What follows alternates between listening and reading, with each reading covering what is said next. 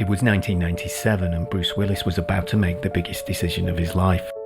The previous year he had made The Fifth Element and The Jackal, and now the cameras were rolling on his latest film, The Broadway Brawler, a romantic comedy in the style of Jerry Maguire with Maura Tierney as his love interest. The production was almost halfway through its 50 days of principal photography, but something just didn't feel right. Willis left the set of Broadway Brawler to make a phone call to his agent Arnold Rifkin. The outcome of this call would ultimately cost Bruce Willis almost $17 million and change the course of his career forever.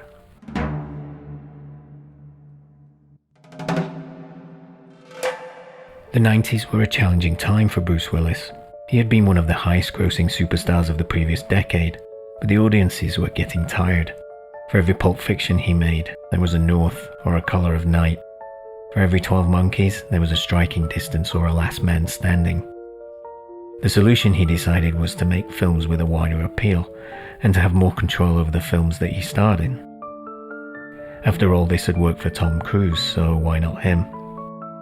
So when producer Joe Fury came to Willis with a script for an ice hockey-themed romantic comedy, the timing must have seemed perfect. Fury and his wife, actor-turned-director Lee Grant, were well-respected filmmakers, and it would be a solid foundation for the film. What's more, it offered Willis the opportunity to produce the film as well, giving him more control over production, and more of the profits if it was a hit. Synergy Pictures, run by Willis's friend Andrew Vajna, agreed a budget of around $28 million, while Disney signed on to distribute the film once it was completed. Everything came together perfectly, and so The Broadway Brawler was greenlit in early 1996 for production and release the following year. This would give Willis time to complete other projects while Fury and Grant would assemble cast and crew.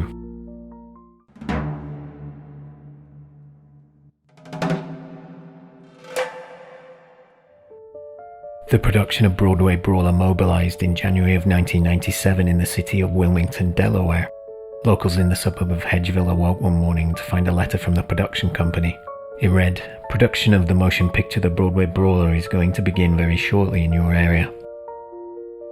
It is a romantic comedy set in 1973 and the present day. It follows the career of a once great pro hockey player Eddie Kapinski, played by Bruce Willis.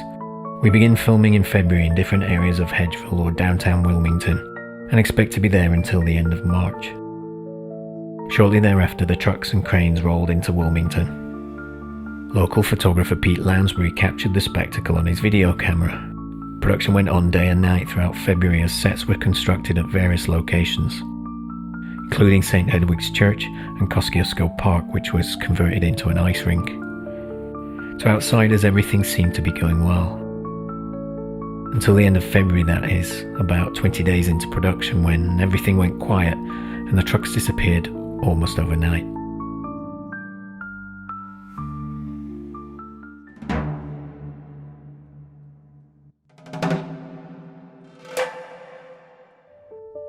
Around the 28th of February, the cast and crew of Broadway Brawler suddenly vanished, leaving only speculation and curiosity.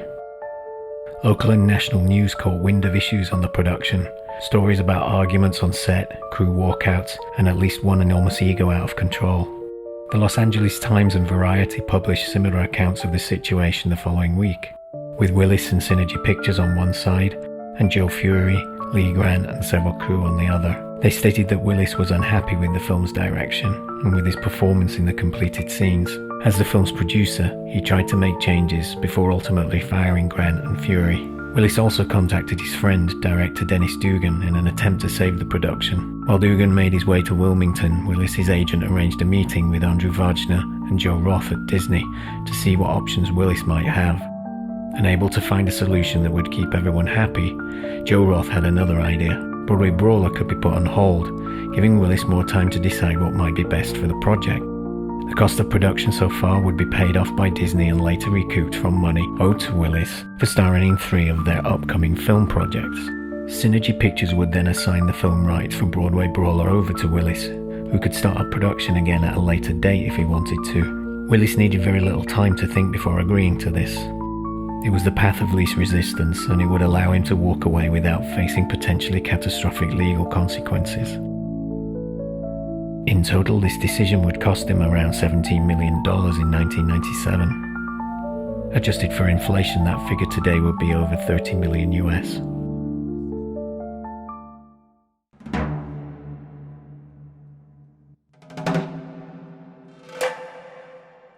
And so, the story of hockey player Eddie Kapinski finding true love with Tyler, the sister of his childhood friend, was no more.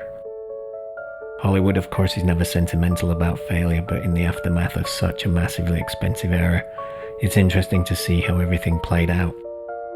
Bruce Willis went on to make Armageddon and The Sixth Sense for Disney, both huge hits, so it's unlikely he has many regrets. Joe Fury and Lee Grant both moved on to other projects in film and television. They both remain bitter about their experience, however. Grant even devotes a whole chapter of her memoir to her experiences with Willis making the film. And for the audience, we never got to see what the fuss was about.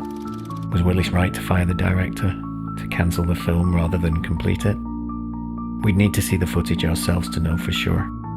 Since Willis owns the rights to the film negative and the script, it's unlikely that will happen officially.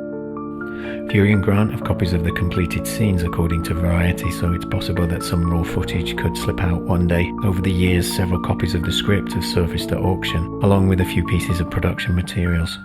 But those, and the behind-the-scenes video captured by Pete Lounsbury, are currently all there is left of the Broadway Brawler.